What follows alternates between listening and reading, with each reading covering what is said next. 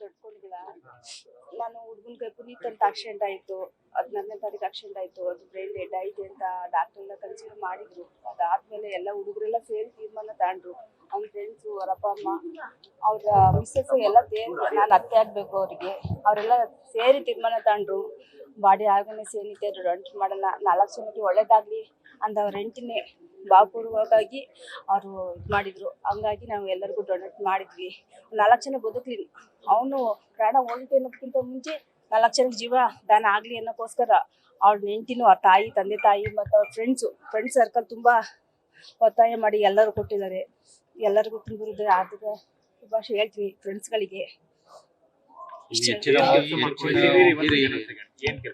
ಅವ್ರು ಎಲೆಕ್ಟ್ರಿಷಿಯನ್ ಆಯಿದ್ರು. ಅವರು ಮೆಟೀರಿಯಲ್ಸ್ ತರಕ್ಕೆ ಹೋದಾಗ ಆಕ್ಸಿಡೆಂಟ್ ಆಗುತ್ತೆ ಅವ್ರಿಗೆ. ಅಲ್ಲಿ ಸಾಲ್ಗಮ್ಮಿ ರೋಡ್, ದಾಸಕೊಪ್ಪಲದ ಸಾಲ್ಗಮ್ಮಿ ರೋಡ್ ವೆಹಿಕಲ್ ಇದ್ರು. ಅವ್ರ ಕಾರಿಂದ ಹಿಂದೆಯಿಂದ ಬಂದು ಗುದ್ದಿರೋದು, ಆಕ್ಸಿಡೆಂಟ್ ಆಯ್ತು. ಅದು ಆಗ್ಲೇ ಬ್ರೈನ್ ಡೆಡ್ ಆಯ್ತು ಅಂತ SSM ಅಲ್ಲಿ 3 ದಿನ ಅಡ್ಮಿಟ್ ಮಾಡಿದ್ವಿ. ಅದಾದ್ಮೇಲೆ ಇಲ್ಲಿ ಇಮ್ಸ್ ಹಾಸ್ಪಿಟ್ಲಿಗೆ ಕರ್ಕೊಂಡು ಬಂದ್ವಿ. ಎಲ್ಲ ಡಾಕ್ಟರ್ ಎಲ್ಲ ನೋಡಿದ್ಮೇಲೆ ಸಜೆಷನ್ ಕೊಟ್ಮೇಲೆ ಬ್ರೈನ್ ಡೆಡ್ ಆಯ್ತು ಅಂದಮೇಲೆ ನಾವು ಆರ್ಗನ್ಸ್ ಇದು ಮಾಡೋಕ್ಕೋಸ್ಕರ ಫ್ರೆಂಡ್ಸು ಮತ್ತು ಅವ್ರ ಹೆಂಡತಿ, ಕುಟುಂಬ ಸಮೇತ ಎಲ್ಲರೂ ಸೇರಿ ತೀರ್ಮಾನ ಮಾಡಿ ಸ್ವಚ್ಛಂದ ಸೈನ್ ಮಾಡಿಕೊಟ್ಟು ನಾವು 4 ಜನಕ್ಕೆ ಜೀವದಾನ ಮಾಡೋಣ ಅಂತ ಹೇಳ್ಬಿಟ್ಟು ಒಳ್ಳೇದಾಗ್ಲಿ ಅಂತ ನಾವು ಮಾಡ್ಕೊಟ್ಟಿದ್ವಿ. ಅವರು ನಮ್ಮ ತಾಯಿ, ತಮ್ಮನ ಮಗ ಪುನೀತ್ ಅಂತ, ಅವನು ಎಲೆಕ್ಟ್ರಿಕಲ್ ಕೆಲಸ ಮಾಡ್ತಾ ಇದ್ದ. ದಾಸಕೊಪ್ಪದ ಆಕ್ಸಿಡೆಂಟ್ ಆಗಿತ್ತು. ಈಗ ತಗೊಂಬಂದು ಈಗ ಡೊನೇಟ್ ಮಾಡಿದ್ದೀವಿ. ಅದು ಪ್ರೋತ್ಸಾಹ ಎಲ್ಲ ಅವ್ರ ಸ್ನೇಹಿತರುಗಳು ಭಾರಿ ಒಡ್ಡಾಡಿದ್ದಾರೆ. ಅವ್ರಿಗೆ ನಾನು ಧನ್ಯವಾದಗಳನ್ನು ಹೇಳ್ತೇನೆ. ಮದುವೆ ಆಗಿದೆ, ಒಂದು ಗಂಡು ಮಗು ಇದೆ. ಬಟ್ ಈಗ ಪ್ರೆಗ್ನೆನ್ಸಿ ಅವಳು 6 months ಏನೋ ಆಗಿದೆ. ಹಂಗಾಗಿ ನಾನು ಹೆಚ್ಚಿನಾಗೆ ಇವರೇ ಆಧಾರ, ಎಲ್ಲ ಇವರೇ ಮಾಡ್ತಾ ಇದ್ರು. ಹಂಗಾಗಿ ಇನ್ನೂ ಒಬ್ರಿಗೆ ಒಳ್ಳೇದಾಗಲಿ ಅಂತ ನಾವು ಡೊನೇಟ್ ಮಾಡಿದ್ದೀವಿ. ಇವರೆಲ್ಲ ಫ್ರೆಂಡ್ಸ್ ಸರ್ಕಲ್ ಚೆನ್ನಾಗಿದೆ. ಫ್ರೆಂಡ್ಸ್ಗಳು ಭಾರಿ ಹಗಲು ರಾತ್ರಿ ಎಲ್ಲ ಹೋರಾಟ ಮಾಡಿದ್ದಾರೆ. ಅವ್ರಿಗೆ ನಾನು ಧನ್ಯವಾದ ಹೇಳ್ತೀನಿ. ಬದುಕಿಸ್ಕೋಬೇಕು ಅಂತೇಳಿ ಇದು ಹೋರಾಟ ಮಾಡಿದ್ದಾರೆ. ಆದರೂ ಅವ್ರು ಆಗಲಿಲ್ಲ, ಬ್ರೈನ್ ಡೆಡ್ ಆಗೋ. ಹಂಗಾಗಿ 30 ವರ್ಷ ಕಳ್ಕೊಂಡಿದೀವಿ. ಅವನ್ನೆಂತ ನೋಡೋಕ್ಕಾಗಲ್ಲ ಮುಂದೆ. ಅಟ್ಲೀಸ್ಟ್ 4 ಜನದಿಂದ ಅವನು ನೋಡೋ ಭಾಗ್ಯನಾರ ಸಿಗ್ಲಿ ಅಂತೇಳಿ ನಾವು ಕುಟುಂಬ ಸಮೇತ ಕುತ್ಕೊಂಡು ಮಾತಾಡಿ ಒಂದು ತೀರ್ಮಾನ ತಗೊಂಡು ಇದಕ್ಕೆ ಬಂದಿದ್ದೀವಿ. ಅವನೆಂತ 30 ವರ್ಷಕ್ಕೆ ಇಷ್ಟು ಬೇಗ ಕಳ್ಕೊತೀವಿ ಅಂತ ಅನ್ಕೊಂಡಿರ್ಲಿಲ್ಲ. ನಾವು ಉಳಿಸ್ಕೊಳಕ್ಕೆ ಭಾಳ ಪ್ರಯತ್ನ ಪಟ್ಟು ಆಗಲಿಲ್ಲ. ಡಾಕ್ಟರ್ ಸಲಹೆ ಮೇರೆಗೆ ನಾವೆಲ್ಲ ತೀರ್ಮಾನ ತಗೊಂಡು ಈ ಕೈಗೊಂಡು ಮಾಡ್ಕೊಂಡಿದ್ವಿ.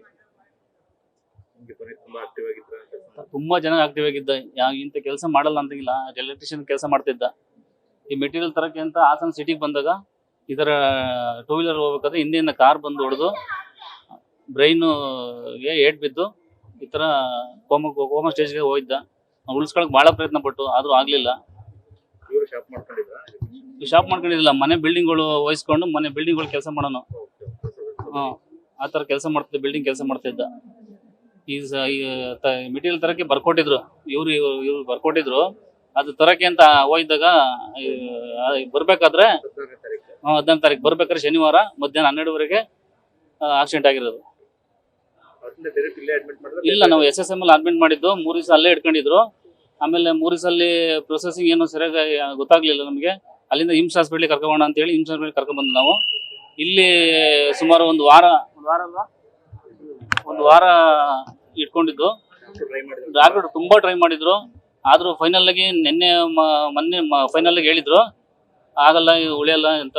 ಅವಾಗ ಕುಟುಂಬ ಸಮೇತ ನಾವು ಸೇರ್ಕೊಂಡು ಒಂದು ತೀರ್ಮಾನ ತಗೊಂಡು ಅವ್ರ ಹೆಂಡತಿ ಶ್ವೇತಾ ಮತ್ತೆ ತಮ್ಮ ಪ್ರತಾಪ್, ಅವರಪ್ಪ ಕುಮಾರ, ಭಾಗ್ಯ ಎಲ್ಲ 3 ಜನ ಸೇರ್ಕೊಂಡು 4 ಜನ ಸೇರ್ಕೊಂಡು, ಭಾಗ್ಯ ಅಂತ 4 ಜನ ಸೇರ್ಕೊಂಡು ಅವನ್ನೆಲ್ಲ ಕುಟುಂಬ ಸ್ನೇಹಿತರು, ಬಹಳ ಸ್ನೇಹಿತರು, ಹೋರಾಡೋದು ಮಾತ್ರ ಸ್ನೇಹಿತರು